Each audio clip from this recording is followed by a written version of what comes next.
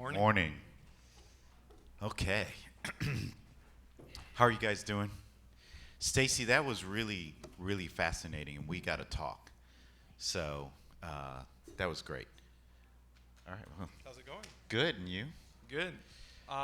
Let's talk about the future of entertainment. Yep. So we talked a little bit before, and we're going to volley back and forth a bit and then open it up for questions. So if you're thinking of questions along the way, get ready for them. So we'll open it up. But being at Lala, could you talk about Lala and what you guys do? Sure. So I started Lala a year and a half ago with my lead investor lead investor and partner Alexis Ohanian, former founder of Reddit, and we're both collectibles guys. Ever since I was a little kid, and we're creating a next generation fan experience for movies and TV fans. So what that means is creating new points of access and ownership for fans of TV and movies. So for the first time ever, as a fan, you can own a piece of the revenue streams of your favorite movies. And we have a new IP that we're gonna announce very soon. It's a big IP, so I'm excited for that. But yeah. Can you, for lay people and anybody who doesn't know, so can you explain what a digital collectible is? How do I mint it? Like, what's the process that you need to go through? And then what can I do with it? Absolutely. So digital collectible is an NFT. The reason why I say digital collectible is to make it more accessible. Even if NFT is easier to say, our focus is to create a great fan experience for everyone. And yeah, not just the people that know what NFT is, or people that already have a crypto wallet, or people that already buy and sell NFTs. So we're removing all the friction from the experience. If you don't have a wallet when you sign up to Lala, we create a wallet for you and manage it in the background, and you can pay with a credit card. So it's an experience that people already know, and it's easy for them to understand. And then what that gives you access to, in addition to the NFT, incredible art, also the portion of the revenue streams from the movie or TV show just by holding the NFT. In addition to that, we're doing exclusive merch for token holders of the movie. So we're partnering with different IP and producing that merch, events, experiences, and communities. Let me dive a little bit deeper beneath the surface. So, okay, movie studio, The Matrix has something coming out, okay? And they dropped these characters. They didn't drop Neo and some others. So they dropped these digital characters. So tell me how Lala interacts with that. Is there a Lala wallet? Am I gonna put it in my own MetaMask wallet? And could you just go a little bit deeper and kind of explain that process? Yeah, and how absolutely. you work with the IP holder? Yes. So we're doing currently working with both new and old IP, and you can use a MetaMask wallet, but you don't have to. So I can use my pre-existing wallet, but you Yes. probably also have a wallet available for me if I. Yes, we're partnering with Magic to provide those wallet services for people that do not have.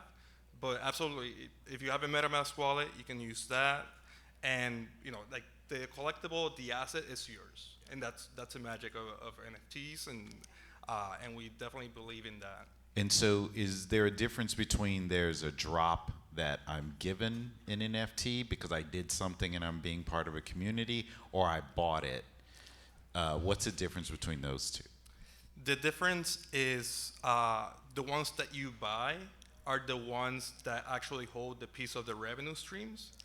But then what's interesting with NFTs and with this IP is that we're turning IP into something that looks more like a brand and more like a loyalty program for that IP.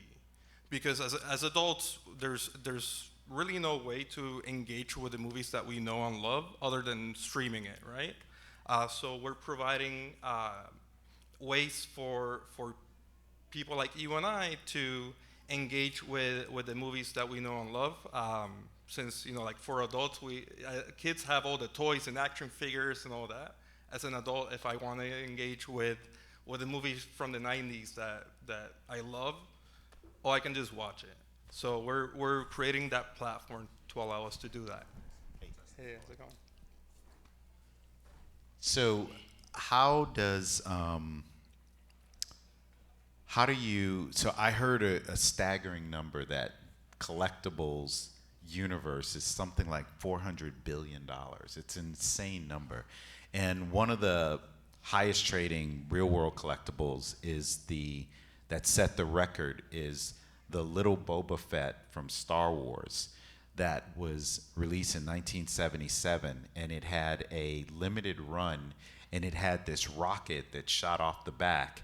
And because they discovered it was a choking hazard, like 7 or 8 were sold, and then they were pulled and destroyed.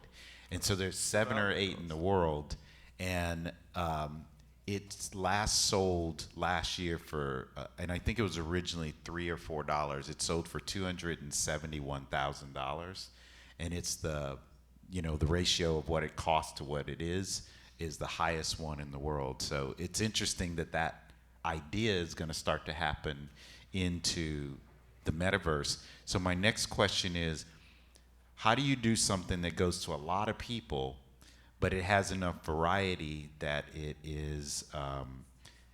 makes it special, right? So you got to create that uniqueness to a lot of people. How does that happen? So we're tackling that challenge in different ways. The first one is for every drop, we're partnering with an exciting up-and-coming artist to create art inspired by the movie and the themes around the movie. So every drop will partner with a new artist so that they can have their take of the movie, and that way, like every drop is a new artist that we showcase and keeps things fresh in that way. And also for each drop, we're doing different tiers of types of collectibles. Each tier will have a different price, different scarcity, different artwork, and different perks. And there's gonna be the one-of-ones that are gonna be more like pricier, but also more valuable.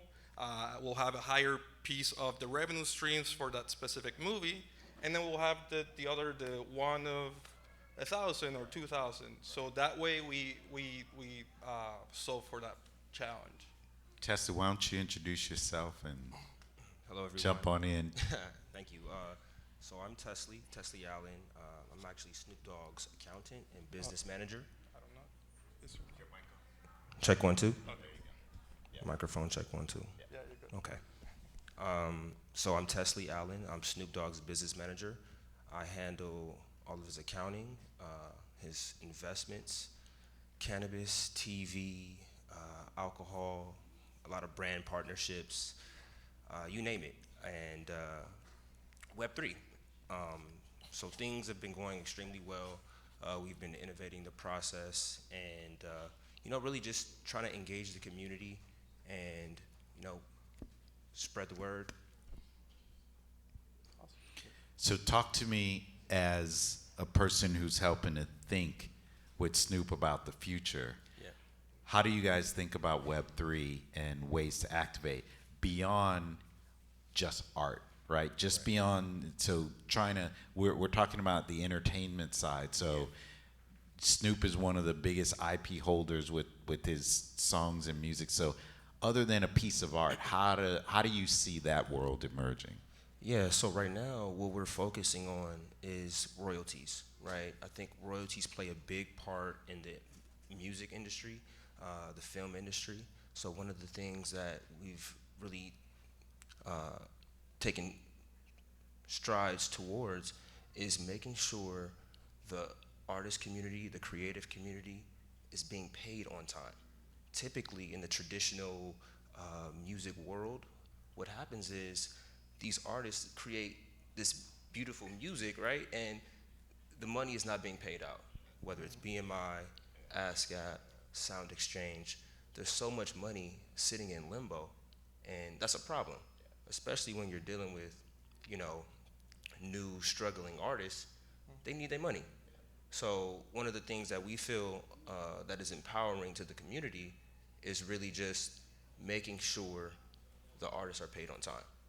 So we're working with a few different platforms right now where we're streamlining the process for royalty payments.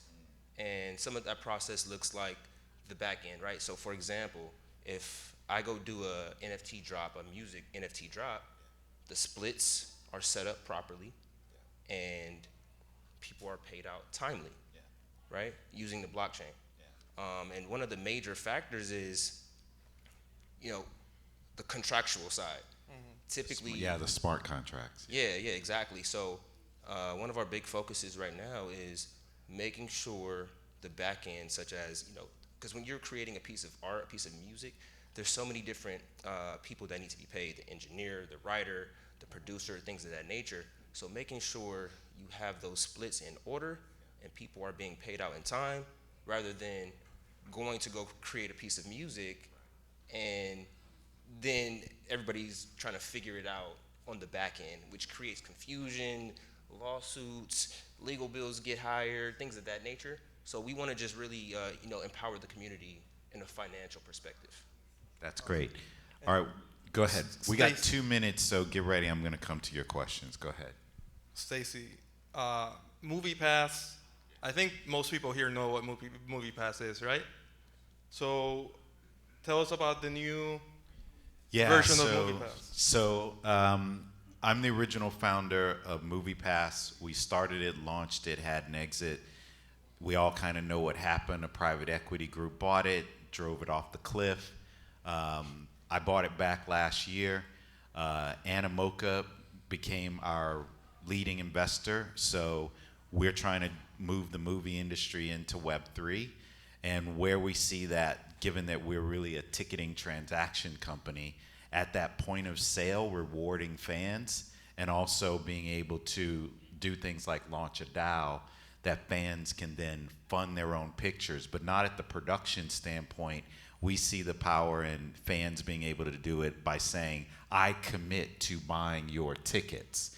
Because the production, there's a lot of children that don't make it, you know, when you're producing content. So we think last money in, first money out is a smarter business model, and that's where we come in. And at 2018, we were 6% of all ticket sales in a single year.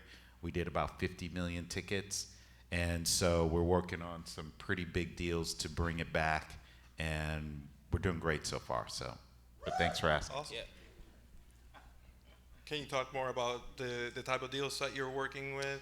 Yeah, so what we're looking to do is be able at activation. So the studios are doing drops where the drops are happening before the movie, but we want to do it fan base right at the film, and then, you know, make more money for artists. And you know, because people don't get paid as much, or it gets real fuzzy math when it gets to streaming. Everybody's like, well, we don't know, right? Where with ticket sales, it's I sold this many tickets, I get this percentage of the box office. So we want to help bring that clarity to it. And we're all out of time. I'm so sorry. Thank you, guys. Thank you. Thank you.